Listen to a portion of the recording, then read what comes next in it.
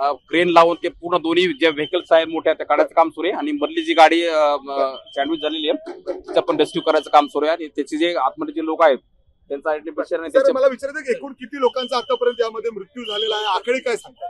तर याच्यामध्ये प्राथमिक दृष्ट्या अशी माहिती की 6 ते 7 जणांचा प्राथमिक माहिती आमच्याकडे आहे, परंतु काही लोक सिरियस जखमी सुद्धा आहेत, त्यांना हॉस्पिटलला पण आपण थोडंसं पुढे जाऊयात, कारण पुढे जर आपण बघितलं तर अग्निशामक दलाचे तर एकूण किती वेळ झाला अपघात होऊन रस्ते पूर्ण बंद आहेत वाहतुकीसाठी, मोठ्या प्रमाणात वाहतूक कोंडी देखील झालेली आहे, सर्वांना जखमी सुद्धा आहेत. नागरिकांना आव्हान आहे की जे लोक कात्रज कडून किंवा साताऱ्याकडून मुंबईच्या दिशेने जात आहेत या रस्त्याने त्यांना कृपया सगळ्यांना विनंती आहे की काही 1 घंटा तरी तुम्ही कात्रज मार्गे शिंदेवाडीच्या एकूण टापून ट्रॅफिक डायव्हर्ट केले, कुणी या ठिकाणी येण्याचा प्रयत्न करू नये, कारण आपल्याला थोडा वेळ हे ट्रॅफिक क्लिअर करायला लागणार आहे.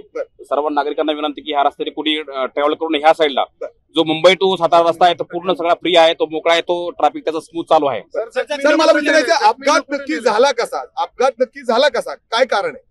प्राथमिक माहिती आमची अशी आहे की जो लोडेड ट्रक होता तो भरलेला राजस्थान पासिंगचा मोठा ट्रक आहे, तो साताऱ्याच्या दिशेने दक्षिणेकडून मुंबईच्या दिशेने चालला होता, परंतु या ठिकाणी येत असताना नवले ब्रिज या ठिकाणी जो सेल्फी पॉईंट आहे त्या ठिकाणच्या मेन हायवेवरती कदाचित त्याचा ब्रेक फेल झाला असता, कारण आपण जर पाहिलं तर खूप मोठ्या प्रमाणात स्पीड मास आहेत, तर ब्रेक फेल झाल्यामुळे मध्ये जे व्हेकल्स होते सगळे छोटे असतील मोठे असतील ते व्हेकल तो धडकत पुढे गेला, परंतु पुढे जात असताना दुर्दैवाने मोठं जे व्हेकल पुढे आहे कंटेनर त्याला जाऊन हे मागची जी गाडी ट्रक आहे तो जाऊन धडकला आणि मध्ये दुर्दैवाने एक छोटी कार होती, ती कार मध्ये जाऊन ते दोन्हीचं त्या कारचं सँडविच झालेलं आहे आणि तो इम्पॅक्ट मुळे कदाचित त्या ठिकाणी आग लागलेली आहे आणि त्या आगीमध्ये दुर्दैवाने गाडी पूर्ण जळलेली आहे. आता ते पूर्ण सगळं त्याचं असेसमेंट आमचं चालू आहे, त्याचं इन्व्हेस्टिगेशन सुरू आहे.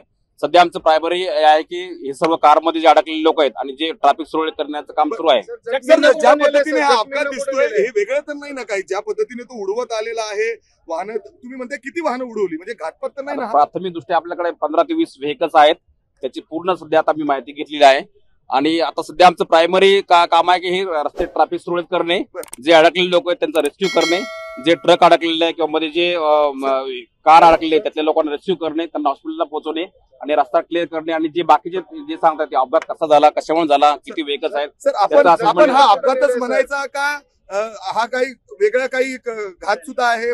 प्रायमरी माहिती सध्या अपघात सध्या आमचा असं त्याचा फोकस आहे. सध्या आम्हाला जे लोक अडकलेले आहेत जे जखमी झालेले आहेत त्यांना हॉस्पिटल नेणे आमची पहिली प्रायोरिटी आहे. सध्या वेगवेगळ्या हॉस्पिटलला उपचार चालू आहे, त्याची माहिती घ्यायचं काम सुरू आहे. सध्या जे जखमी आहेत त्यांना हॉस्पिटलला नेणे ते सध्या असेसमेंट सध्या सुरू आहे त्याचं. आता सध्या आमचं रेस्क्यू करण्याचं काम. एकूण किती लोक गेलेत? सध्या प्राथमिक माहिती अशी आहे की 6 ते 7 लोकांचे दुर्दैवाने त्यांचा डेथ झालेला आहे. सर तुम्ही म्हणताय हा ट्रक लोडेड होता, या ट्रक मध्ये नक्की काय होतं, कुठून येत होता? सर्व सध्या आमचं तेच तुम्हाला सांगतो की सध्या आमचं ट्रॅफिक सुरळीत करणे, जे जखमी आहेत त्यांना हॉस्पिटलला पोहोचवणे, ट्रॅफिक सुरळीत करणे आणि जे अडकलेले आहेत त्या लोकांचं रेस्क्यू करणे हे पहिलं काम आहे. आपली सर्व टीम त्या ठिकाणी लागलेली आहे, अँब्युलन्स आहेत, सर्व क्रेन्सला आपण मागवलेले आहेत, फायर ब्रिगेडची लोक पण या ठिकाणी अधिकारी कर्मचारी काम करत आहेत. ते आग लागल्यामुळे ते गरम आहे, ते लोक काढायचं काम सुरू आहे.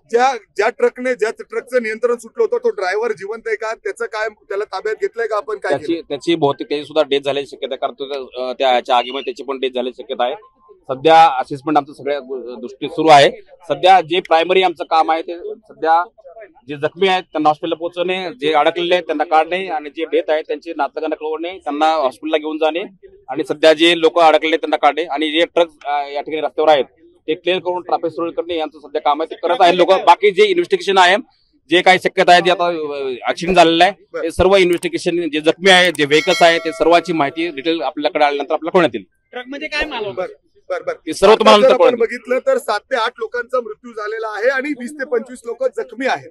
बरोबर आहे. अर्थात सर आपण हे घातपात असू शकतो या दृष्टीने देखील तपास करणार आहात का? सध्या आम्हाला हे सुद्धा रस्ता क्लिअर करणे, जे जखमी त्यांना हॉस्पिटलला घेणे आणि जे अडकले त्यांना सुरक्षित वाचवणे ही आमची पहिली प्रायोरिटी.